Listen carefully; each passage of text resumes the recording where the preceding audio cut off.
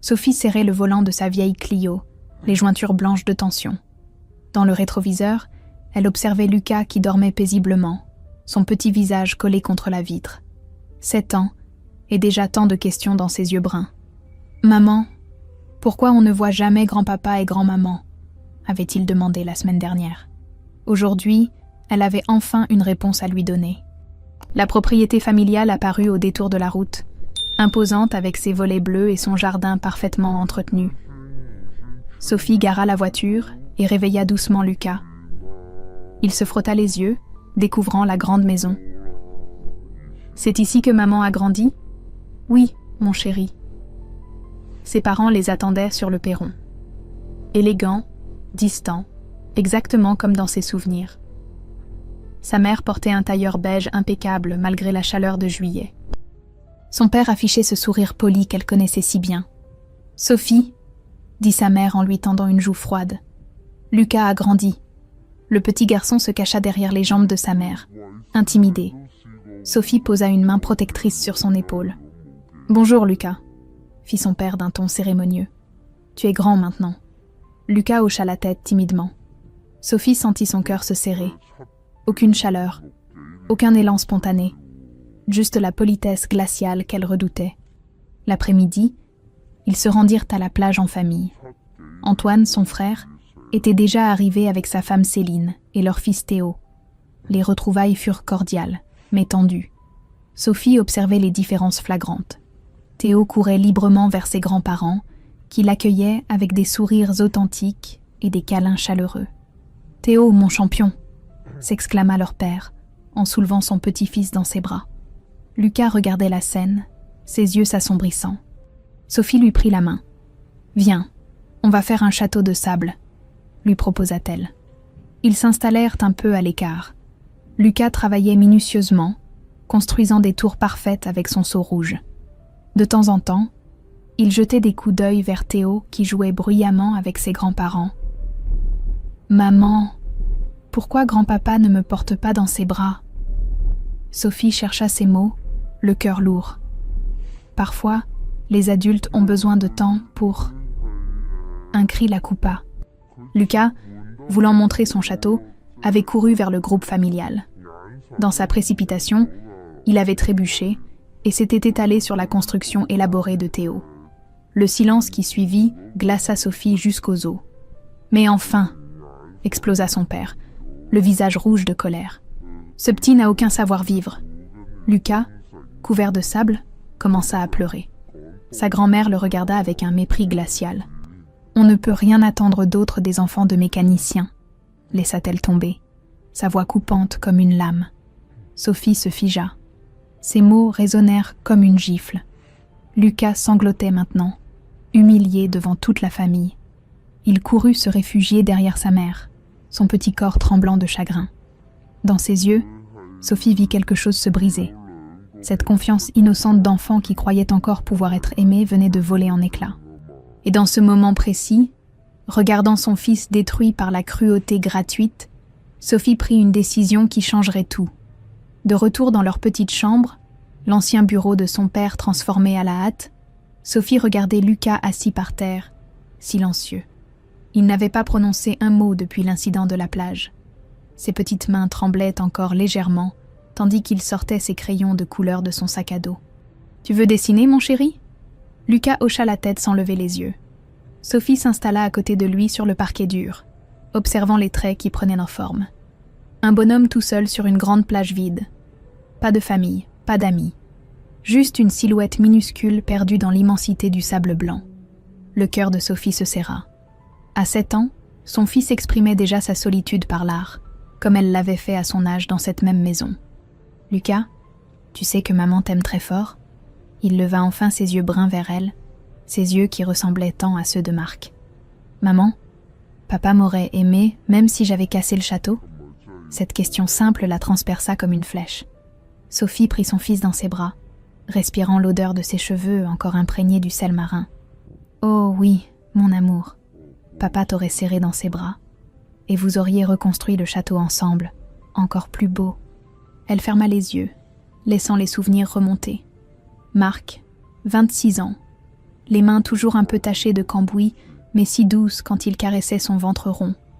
Il passait des heures à parler au bébé, lui racontant ses journées à l'atelier, lui promettant de lui apprendre à réparer les voitures cassées. « Les voitures, c'est comme les cœurs, Sophie », lui disait-il souvent. Parfois elles tombent en panne, mais avec de la patience et de l'amour, on peut tout réparer. Marc n'avait eu que 2 ans pour tenir cette promesse. 2 années merveilleuses où Lucas avait été le centre de son univers. Puis cette nuit pluvieuse de novembre, ce virage mal négocié sur sa moto. Un instant d'inattention qui avait brisé leur monde. Sophie avait alors 24 ans, un bébé de 2 ans dans les bras et plus de famille pour l'aider. Ses parents avaient clairement exprimé leur position. Elle avait fait son choix en épousant ce mécanicien. Elle devait maintenant en assumer les conséquences. « Raconte-moi encore, papa », murmura Lucas contre son épaule. Sophie sourit à travers ses larmes. Chaque soir, le même rituel. Elle lui parlait de Marc comme d'un héros, parce que c'était exactement ce qu'il avait été pour elle. Papa savait réparer toutes les voitures du quartier. Les gens venaient de très loin parce qu'ils savaient que papa avait des mains magiques. Et tu sais quoi? Il disait toujours que son plus beau projet, c'était toi. Lucas se redressa, ses yeux brillants d'intérêt. Il disait que j'étais un projet? Non, mon chéri. Il disait que tu étais son chef-d'œuvre, la plus belle chose qu'il ait jamais créée avec maman. Le petit garçon sourit pour la première fois depuis l'après-midi. Il retourna à son dessin, mais cette fois, il ajouta une deuxième silhouette à côté de la première. Un papa mécanicien avec une couronne sur la tête. Sophie l'observait dessiner quand des éclats de voix lui parvinrent du salon. Elle reconnut la voix de sa mère au téléphone. « Non, Martine, je ne sais pas combien de temps elle va rester. »« Oui, le petit est difficile, tu as raison. » Sophie a toujours eu un goût déplorable pour les hommes. Chaque mot était un poignard. Sophie se leva discrètement et entr'ouvrit la porte pour mieux entendre. « Heureusement qu'on a Théo pour nous consoler de cette déception, » continuait sa mère. « Antoine a épousé une fille bien, lui. Céline vient d'une bonne famille. Leurs enfants ont de l'avenir. » Sophie referma doucement la porte, le souffle coupé. Elle se retourna vers Lucas qui continuait de dessiner, inconscient de la conversation. Ou peut-être pas si inconscient que ça. Les enfants entendent tout, comprennent tout, même ce qu'on préfère leur cacher. Cette nuit-là, allongée sur le canapé-lit étroit, Sophie écouta son fils pleurer silencieusement dans son petit lit de camp. Il tentait d'étouffer ses sanglots dans son oreiller, croyant que sa mère dormait. Dans l'obscurité de cette chambre qu'il avait vue grandir, Sophie comprit une chose fondamentale. Elle ne pouvait pas changer ses parents, mais elle pouvait changer la façon dont Lucas se voyait. Elle pouvait lui montrer sa vraie valeur. Au matin, elle prendrait une décision qui bouleverserait tout. Sophie se réveilla aux premières lueurs de l'aube. La décision mûrit pendant sa nuit blanche. Elle regarda Lucas dormir paisiblement, son petit poing serré contre sa joue. Dans quelques heures, elle lui annoncerait qu'il partait.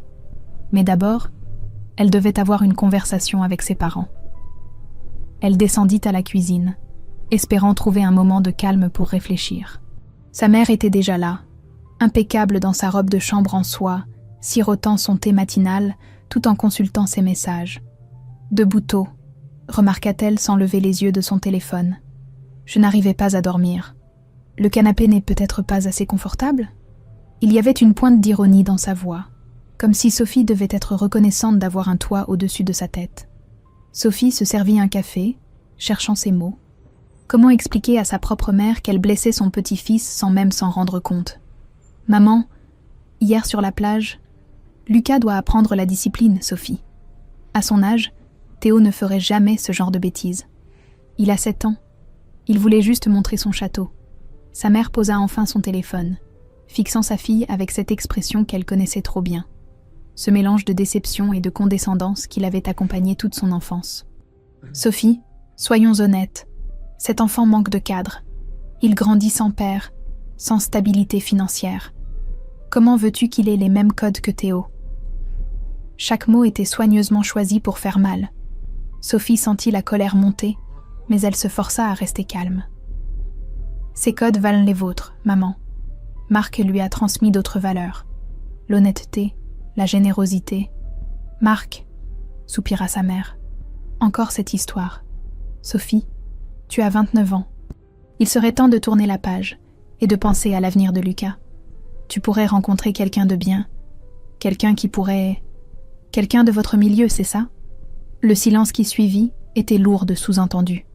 Sa mère reprit son téléphone, signifiant clairement que la conversation était terminée pour elle. Sophie monta dans sa chambre, le cœur battant. Lucas était réveillé, assis dans son lit avec son carnet de dessin. Il leva vers elle des yeux encore ensommeillés. « Maman, pourquoi grand-mère dit que je suis une consolation ratée ?» Sophie se figea. Ainsi, il avait tout entendu hier soir. Cette innocente question la frappa comme un coup de massue. Son petit garçon de 7 ans connaissait des mots qu'aucun enfant ne devrait jamais entendre à son sujet. Elle s'assit sur le lit et prit ses petites mains dans les siennes. « Mon chéri, qui t'a dit ça ?» J'ai entendu grand-mère au téléphone. Elle a dit qu'heureusement, il y avait Théo pour la consoler de moi. Ça veut dire quoi, consoler ? Sophie sentit quelque chose se briser définitivement en elle. Pas seulement son cœur de mère, mais aussi les derniers liens qui l'attachaient encore à cette maison, à cette famille qui ne voyait en son fils qu'une déception. « Lucas, écoute-moi bien. Tu n'es la consolation de personne. Tu es mon soleil, mon bonheur, mon fils merveilleux. Et tu sais quoi ? Nous allons partir d'ici. » « On s'en va ? » ?»« Oui, mon amour. Nous allons partir. Et avant, je vais te montrer qui tu es vraiment. Qui était ton papa ? Ce qu'il représentait pour les gens qui l'aimaient. » Lucas pencha la tête, intrigué. Sophie lui caressa les cheveux, une détermination nouvelle naissant en elle. « Tu sais, papa a laissé plein de choses derrière lui. Des choses importantes que je n'avais jamais eu le courage de regarder. Je pense qu'il est temps qu'on découvre ensemble son héritage. » « Quel héritage ?» Sophie sourit, sentant pour la première fois depuis longtemps une lueur d'espoir réchauffer son cœur. L'héritage du travail, de la passion, du respect qu'il inspirait. Papa était quelqu'un d'important, Lucas, et tu vas comprendre pourquoi. Elle se leva et commença à rassembler leurs affaires. Dans quelques heures, ils quitteraient cette maison. Mais cette fois, ils ne partiraient pas dans la fuite ou la honte. Ils partiraient la tête haute, portés par une mission, découvrir la véritable valeur de Marc et par ricochet, celle de Lucas. En pliant les vêtements de son fils, Sophie repensa aux cartons qu'elle avait stockés dans son petit appartement, ces boîtes poussiéreuses qu'elle n'avait jamais osé ouvrir, remplies des souvenirs professionnels de Marc. Il était temps de les déterrer. Il était temps de rendre justice à l'homme qu'elle avait aimé et de montrer à son fils qu'il était l'héritier d'un géant. De retour dans leur petit appartement en banlieue, Sophie contemplait les 3 cartons empilés dans le placard de sa chambre. 3 ans qu'elle évitait de les ouvrir, 3 ans qu'elle remettait à plus tard cette confrontation avec le passé. Lucas était assis à ses côtés, les yeux brillants de curiosité. « C'est les affaires de papa ?»« Oui, mon chéri. » Tout ce qu'il gardait de son travail. Sophie souleva le premier carton, plus lourd qu'elle ne s'y attendait. La poussière s'envola quand elle souleva le couvercle, révélant des cahiers soigneusement empilés, des photos et une odeur familière qui lui serra la gorge. Cette odeur de cuir et de métal qui collait toujours aux vêtements de Marc. Le premier objet qu'elle saisit la fit sourire à travers ses larmes. Un petit carnet rouge, usé par les années. L'écriture de Marc, précise et ordonnée, couvrait chaque page. Des schémas techniques, des notes détaillées, des références à des pièces automobiles qu'elle ne comprenait pas. « Qu'est-ce que c'est ?» demanda Lucas en se penchant par-dessus son épaule.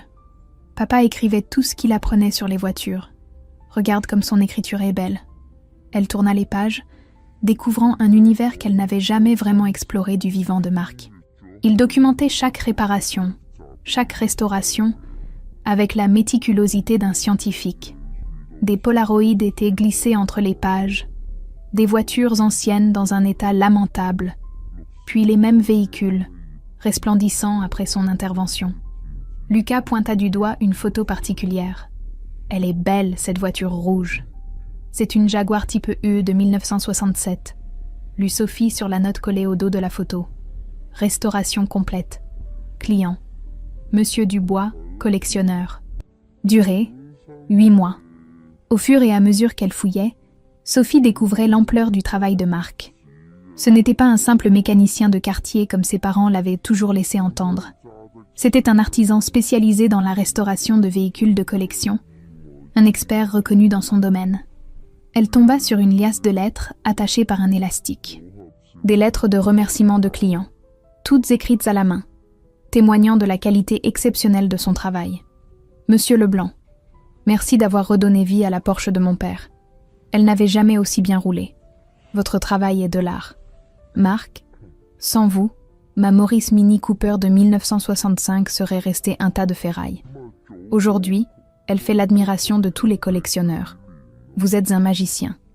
Sophie sentit une boule d'émotion monter dans sa gorge.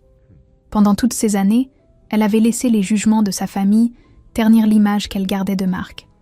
Mais la vérité était là, sous ses yeux, dans ses témoignages sincères d'admiration et de respect. Maman, papa était important, très important, mon amour. Beaucoup plus que je ne le pensais. Elle continua de fouiller et découvrit quelque chose d'inattendu. Un projet inachevé, un carnet entier consacré à l'écriture d'un guide technique sur la restauration automobile. Marc y détaillait ses méthodes, ses secrets, ses techniques apprises au fil des années. L'écriture s'arrêtait brutalement à la page 247, comme interrompue par le destin. Guide pratique de restauration automobile classique, par Marc Leblanc. Méthode et technique pour redonner vie aux voitures de légende. Sophie réalisa que Marc rêvait de transmettre son savoir. Ce guide était son projet secret, celui dont il ne lui avait jamais parlé, probablement par modestie. Elle repensa aux paroles de sa mère. « Tu pourrais rencontrer quelqu'un de bien, quelqu'un qui pourrait... quelqu'un de bien. » Comme si Marc n'avait pas été quelqu'un de bien. Comme si sauver des automobiles de collection, préserver le patrimoine automobile français, n'était pas noble. Lucas feuilletait maintenant un album photo, rempli de voitures restaurées par son père. Ses yeux brillaient d'admiration devant ces machines rutilantes. Papa était un docteur pour les voitures? Sophie sourit, trouvant la comparaison parfaite. Exactement, mon chéri. Papa soignait les voitures malades et les rendait plus belles qu'avant. Elle prit son téléphone et tapa « Michel Breton Automobile Classique » dans le moteur de recherche. C'était le nom qu'elle avait vu plusieurs fois dans les carnets de Marc. L'ancien patron de Marc dirigeait toujours son garage spécialisé à quelques kilomètres de chez eux. Une idée germa dans son esprit. Si elle voulait vraiment connaître la valeur de Marc, si elle voulait montrer à Lucas qui était réellement son père, elle devait parler à ceux qui l'avaient côtoyé professionnellement. Elle devait rencontrer Michel Breton.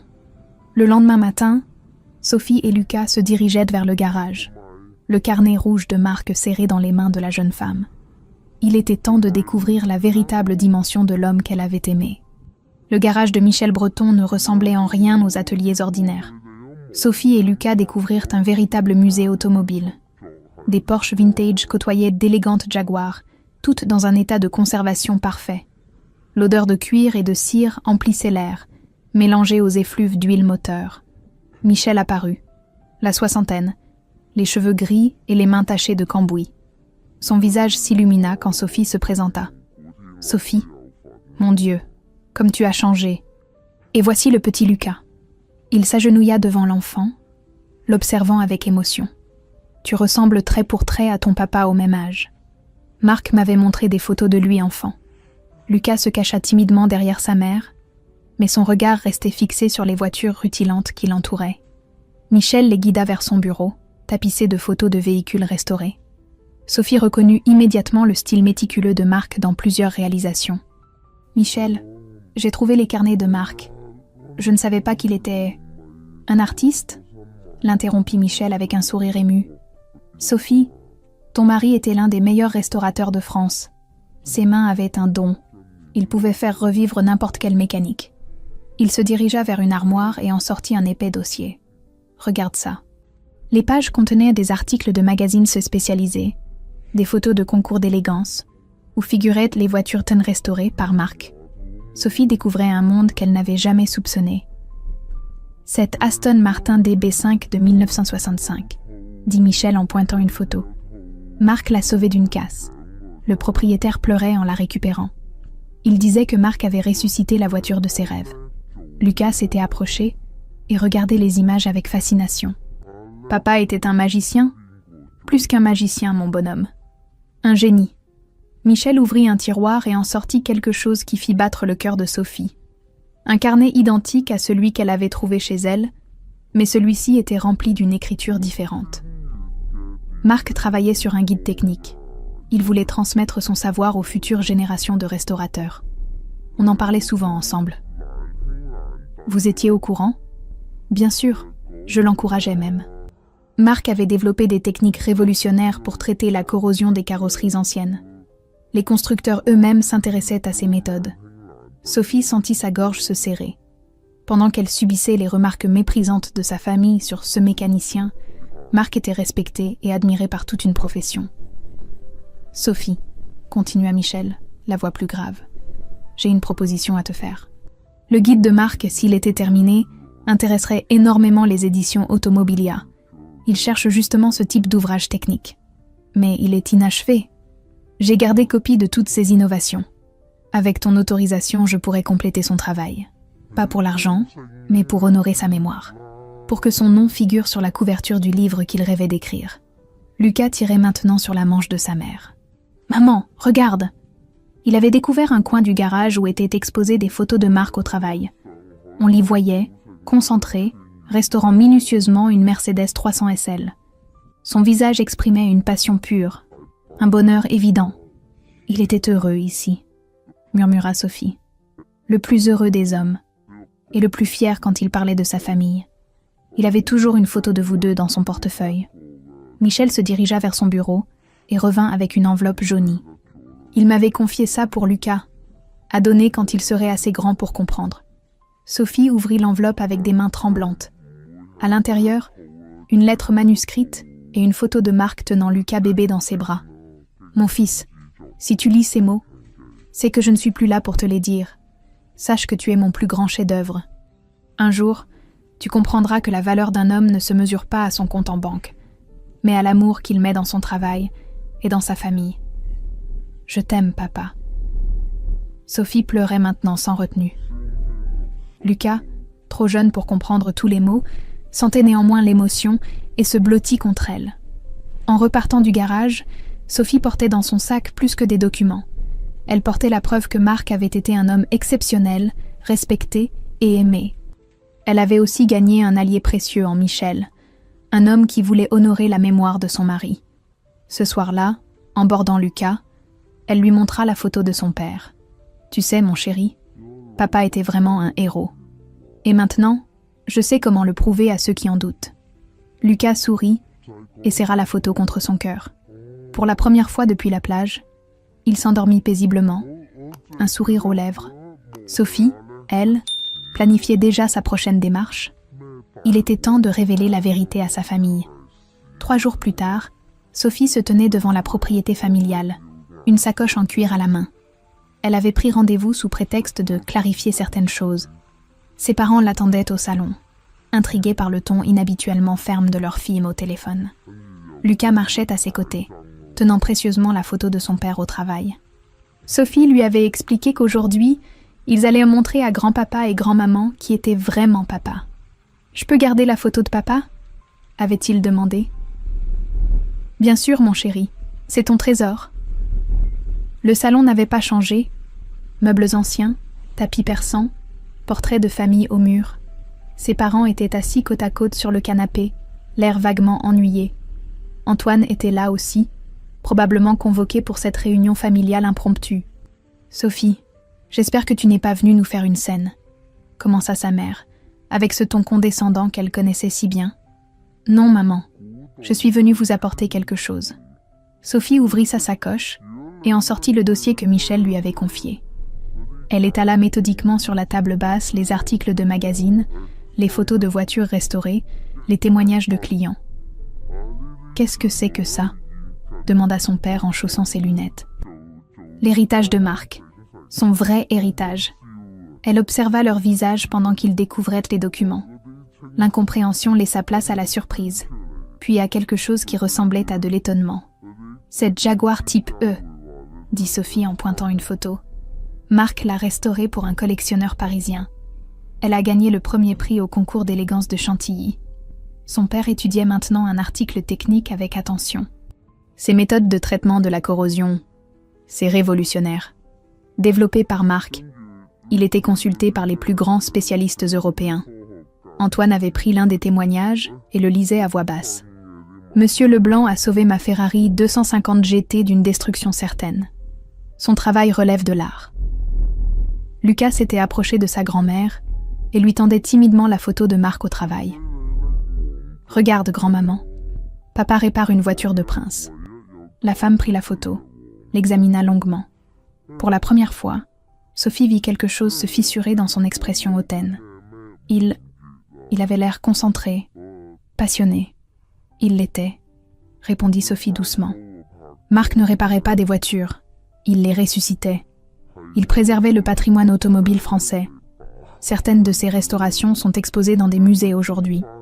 Elle sortit alors la lettre de Marc à Lucas et la lut à voix haute, sa voix tremblant légèrement sur les derniers mots. Le silence qui suivit était différent de ceux qu'elle avait connus dans cette maison. Ce n'était plus un silence de mépris, mais de réflexion. Son père fut le premier à parler. « Sophie, nous ne savions pas. Vous ne vouliez pas savoir, papa. La différence est importante. » Sa mère regardait toujours la photo, comme si elle voyait Marc pour la première fois. Cet homme, il avait du talent. Il avait surtout du cœur. Et Lucas a hérité des deux. Sophie se leva, rassemblant ses documents. Michel Breton va publier le guide technique de Marc. Son nom figurera sur la couverture. L'homme que vous avez méprisé va laisser une trace dans l'histoire de l'automobile française. Elle prit la main de Lucas, prête à partir. « Sophie, attends, » dit son père. « Reste. Nous devons parler. Papa, j'avais 7 ans quand vous m'avez expliqué ce qu'était la dignité. Aujourd'hui, c'est moi qui vous l'enseigne. Vous pouvez continuer à mépriser nos choix, mais vous ne briserez plus l'estime de soi de mon fils. » Elle marqua une pause, regardant chacun d'eux dans les yeux. « La porte reste ouverte si vous voulez des excuses sincères. Pour Marc, pour Lucas, pour moi. » En se dirigeant vers la sortie, elle entendit Lucas dire d'une petite voix « Au revoir, grand-papa. Quand tu auras dit pardon à papa, tu pourras venir voir mes dessins. » Cette innocence désarmante, cette capacité d'enfant à pardonner tout en posant ses limites, toucha Sophie plus que tous les discours du monde. Dans la voiture, Lucas regardait défiler le paysage. « Maman, ils vont dire pardon à papa ? Je ne sais pas, mon chéri. Mais toi et moi, on sait qui il était vraiment. Et ça, personne ne peut nous l'enlever. » Pour la première fois de sa vie, Sophie quittait la maison familiale sans amertume. Elle avait planté une graine de vérité. Le temps dirait si elle germerait. 10 jours passèrent, sans nouvelles de la famille. Sophie avait retrouvé un rythme de vie apaisé avec Lucas. Elle avait repris ses recherches d'emploi avec une énergie nouvelle, portée par la certitude d'avoir fait ce qu'il fallait. Le soir, elle aidait Michel à compiler les notes techniques de Marc pour le fameux guide. Lucas dessinait maintenant des voitures colorées, avec des papas mécaniciens souriants. Ses cauchemars avaient cessé. Il parlait de son père avec fierté à l'école, racontant à qui voulait l'entendre que papa était un docteur pour les voitures de collection. Ce jeudi soir, vers 20h, on sonna à la porte. Sophie ouvrit et découvrit son père sur le palier, seul, tenant un bouquet de fleurs blanches. Il semblait avoir vieilli de 10 ans en quelques jours. Ses épaules étaient voûtées, son regard fuyant. « Papa ? Sophie, puis-je entrer ?» Elle s'effaça pour le laisser passer. Lucas, qui regardait un dessin animé, leva la tête et courut se cacher derrière le canapé. « Il a peur », murmura son père, la voix brisée. Il apprend à se protéger. Ils s'assirent face à face dans le petit salon. Son père posa le bouquet sur la table basse, ses mains tremblant légèrement. « Sophie, j'ai relu tous les documents que tu nous as montrés. J'ai fait des recherches sur Internet, sur Marc, sur son travail, sur sa réputation dans le milieu automobile. » Il marqua une pause, cherchant ses mots. « J'avais peur, avoua-t-il finalement. Peur que tu finisses comme ma sœur Éloise. » Sophie fronça les sourcils. Tante Éloise, celle dont on ne parlait jamais dans la famille. Éloise avait épousé un ouvrier dans les années 60. Un homme bien, travailleur, honnête, mais nos parents l'ont rejeté. Elle a vécu dans la précarité, loin de nous. Quand elle est morte, il y a 15 ans, je n'ai même pas eu le courage d'aller à son enterrement. Les larmes montaient dans les yeux du vieil homme. J'ai reproduit le même schéma avec toi. Par lâcheté, par conformisme stupide. J'ai eu peur que tu sois malheureuse, alors je t'ai rendue malheureuse moi-même. » Sophie sentit sa gorge se serrer. Pour la première fois de sa vie, elle voyait son père vulnérable, humain. « Marc était quelqu'un de bien, n'est-ce pas? Le meilleur homme que j'ai jamais connu, papa. Et Lucas? Lucas souffre à cause de moi. À cause de nous. » Lucas avait prudemment émergé de sa cachette et observé la scène, comprenant intuitivement que quelque chose d'important se passait. Son grand-père se tourna vers lui, s'agenouillant péniblement sur le parquet. « Lucas, peux-tu venir voir grand-papa » L'enfant hésita, puis s'approcha lentement. Son grand-père sortit de sa poche la photo que Lucas lui avait montrée 10 jours plus tôt. « Je l'ai gardée. Je la regarde tous les jours depuis notre conversation. Ton papa était un artiste. Je suis désolée de ne pas l'avoir compris plus tôt. » Lucas pencha la tête, étudiant le visage de son grand-père avec cette gravité particulière aux enfants. « Tu pleures, grand-papa ?»« Oui, parce que j'ai fait de la peine à maman et à toi. Et parce que je regrette de ne pas avoir connu ton papa. Il devait être formidable. Il était mon héros, » dit Lucas simplement. « Alors il sera mon héros aussi, si tu veux bien. » Lucas réfléchit un moment, puis tendit timidement ses petits bras vers son grand-père. L'étreinte qui suivit brisa quelque chose en Sophie. 3 générations de malentendus qui commençaient enfin à se réparer. « Ta maman peut-elle me pardonner ?» demanda son père, en relevant la tête vers Sophie.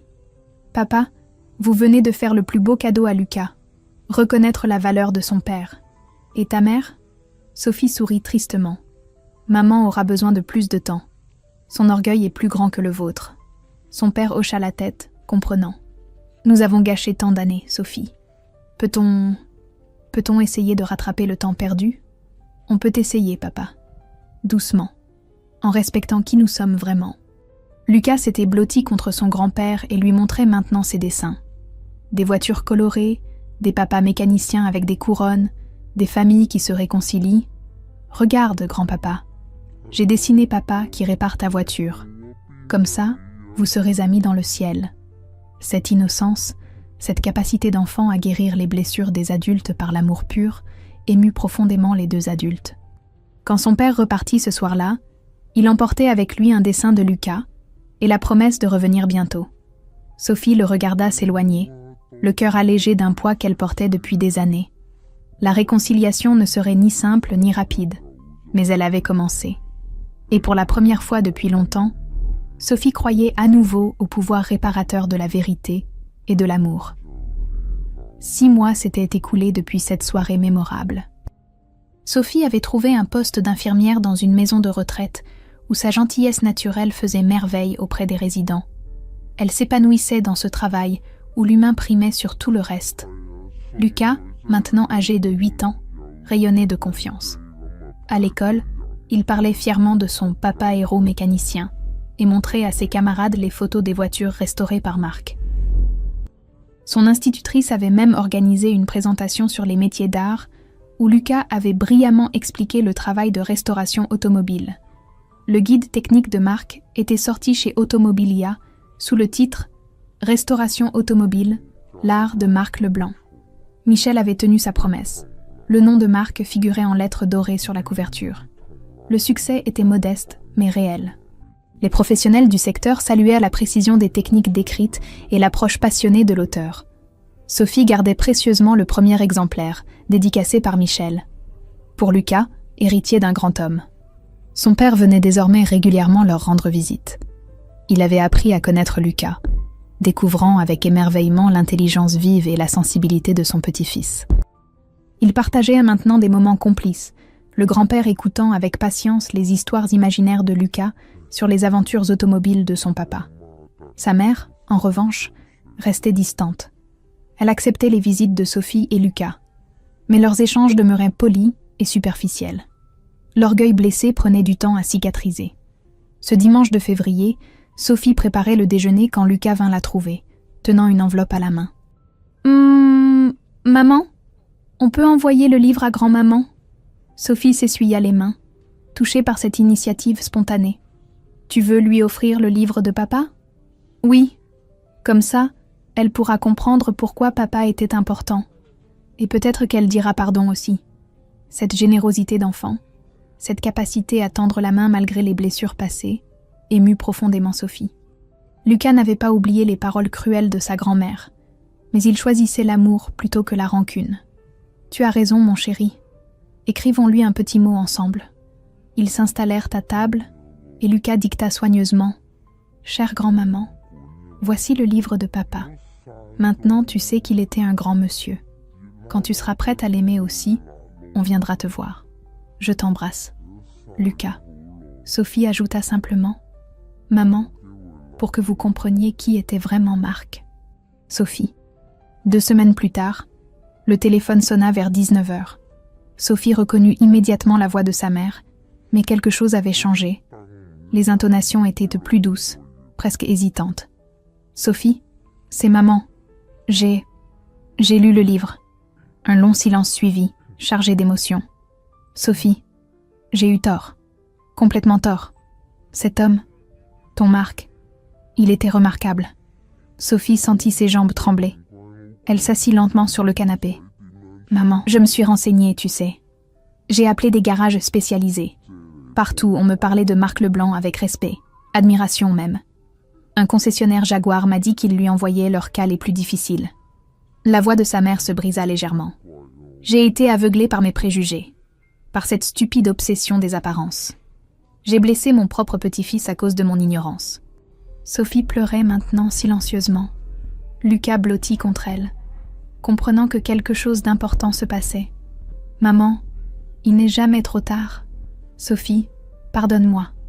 Et dis à Lucas que grand-maman regrette. Que grand-maman est fière d'avoir un petit-fils avec un papa si talentueux. Vous voulez le lui dire vous-même ? » Un nouveau silence, puis un oui, tout petit, fragile. « Dimanche prochain ? Pour le déjeuner ? Nous viendrons, maman. » Quand Sophie raccrocha, Lucas la regardait avec ses grands yeux bruns. « Grand-maman a dit pardon à papa ? » ?»« Oui, mon amour. Grand-maman a enfin compris qui était vraiment papa. » Lucas sourit, ce sourire radieux qui illuminait tout son visage. « Alors maintenant, papa est content dans le ciel.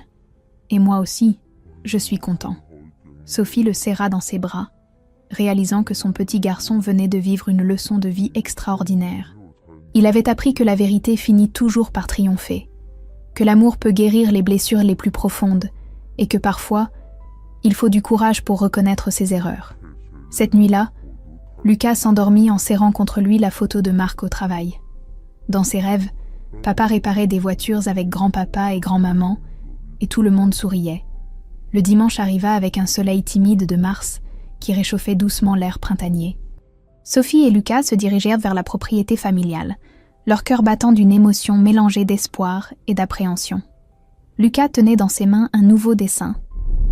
Une grande famille réunie autour d'une voiture rouge, avec un papa mécanicien qui souriait depuis un nuage. « Tu crois que grand-maman va pleurer ?»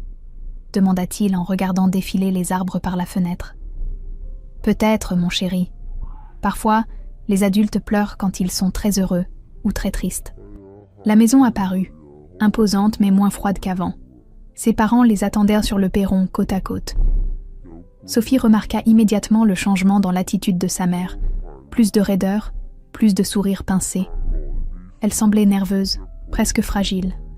Quand Lucas descendit de voiture, sa grand-mère s'agenouilla spontanément à sa hauteur, les bras tendus.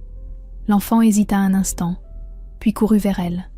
L'étreinte qui suivit dura longtemps, très longtemps. Sophie vit sa mère fermer les yeux, respirant l'odeur des cheveux de son petit-fils, comme si elle voulait rattraper toutes ces années perdues. « Lucas » murmura-t-elle d'une voix tremblante. « Grand-maman est désolée. Très, très désolée. Je sais, grand-maman. Papa m'a dit dans un rêve que tu finirais par comprendre. » Cette innocente réponse brisa les dernières résistances de la vieille dame. Elle pleurait maintenant sans retenue, tenant son petit-fils contre elle. Au salon, l'atmosphère était transformée. Sur la table basse, trônait le livre de Marc, ouvert à une page, où figurait une magnifique Aston Martin restaurée. À côté, les parents de Sophie avaient disposé toutes les photos que Lucas leur avait montrées lors de leur confrontation 6 mois plus tôt. « Nous avons affiché cette photo dans notre chambre », dit son père en désignant le cliché de Marc au travail. Tous les matins, nous regardons l'homme remarquable qu'était ton papa. Lucas rayonnait. Il sortit son nouveau dessin et l'offrit à sa grand-mère. « C'est pour toi. Papa veille sur nous tous maintenant. » Sa grand-mère étudia le dessin avec une attention émue. « Tu dessines comme un artiste, Lucas. Comme ton papa avec ses voitures. » Le déjeuner se déroula dans une ambiance chaleureuse que Sophie n'avait jamais connue dans cette maison. Ses parents posaient des questions sur le travail de Marc, s'intéressaient genuinely aux anecdotes que Lucas racontait avec passion. Ils avaient même commandé un livre sur l'histoire de l'automobile pour mieux comprendre l'univers de leur gendre disparu. Au moment du café, sa mère prit la parole, la voix encore fragile d'émotion. « Sophie, j'ai quelque chose à te dire. J'ai contacté Michel Breton cette semaine. » Sophie leva les yeux, surprise. Il m'a raconté des histoires extraordinaires sur Marc, ses innovations, sa réputation, le respect qu'il inspirait. Mais surtout, il m'a dit combien Marc parlait de vous avec amour. Il était fier de sa famille. Elle marqua une pause, cherchant ses mots. J'ai compris que nous avions rejeté un homme exceptionnel par pure ignorance, et que nous avons failli perdre le plus beau cadeau que la vie nous ait donné. Lucas. Son père prit le relais. Nous voudrions organiser une cérémonie pour honorer la mémoire de Marc. Inviter ses amis, ses collègues, tous ceux qui l'ont connu et apprécié, pour qu'officiellement, publiquement, il soit reconnu comme membre de notre famille. Sophie sentit les larmes monter. Cette reconnaissance posthume qu'elle n'avait jamais osé espérer. Et nous voudrions créer une bourse d'études, ajouta sa mère. La bourse Marc Leblanc, pour aider de jeunes artisans passionnés d'automobile. En son nom, en votre nom. Lucas, qui avait écouté sans tout comprendre, leva sa petite main. « Ça veut dire que papa va aider d'autres papas à réparer des voitures ?»« Exactement, mon champion, » répondit son grand-père en l'embrassant. « Ton papa continuera à faire du bien, même du ciel. » L'après-midi touchait à sa fin quand ils se promenèrent tous ensemble dans le jardin. Lucas courait devant eux, libre et heureux, s'arrêtant parfois pour cueillir des pâquerettes qu'il offrait à sa grand-mère. « Regarde, maman, » dit Sophie en observant son fils. « Il n'a plus peur. Il n'a plus honte. Il sait qui il est. »« Grâce à toi, » répondit sa mère. « Tu as eu le courage de nous affronter, de nous montrer notre erreur. Tu as sauvé cette famille de son aveuglement. » Sophie sourit, regardant ses parents jouer avec Lucas. La réconciliation n'effacerait jamais complètement les blessures du passé, mais elle ouvrait un avenir différent. Un avenir où Lucas grandirait entouré d'amour, fier de son héritage, confiant en sa valeur. Le soir, en rentrant chez elle, Lucas s'endormit rapidement dans la voiture, épuisé par cette journée riche en émotions. Sophie conduisait dans le silence, repensant au chemin parcouru depuis cette terrible journée sur la plage. Elle n'avait pas obtenu de vengeance spectaculaire. Elle avait obtenu quelque chose de bien plus précieux. Elle avait rendu sa dignité à Marc, sa confiance à Lucas et sa famille à elle-même. À un feu rouge, elle jeta un coup d'œil dans le rétroviseur. Lucas dormait paisiblement, serrant contre lui la photo de son père. Sur son visage d'enfant se lisait une sérénité nouvelle, celle de quelqu'un qui sait qu'il est aimé pour ce qu'il est vraiment. Sophie sourit. Marc aurait été fier d'eux. L'amour avait triomphé, non par la force, mais par la vérité et le pardon. Et c'était la plus belle des victoires.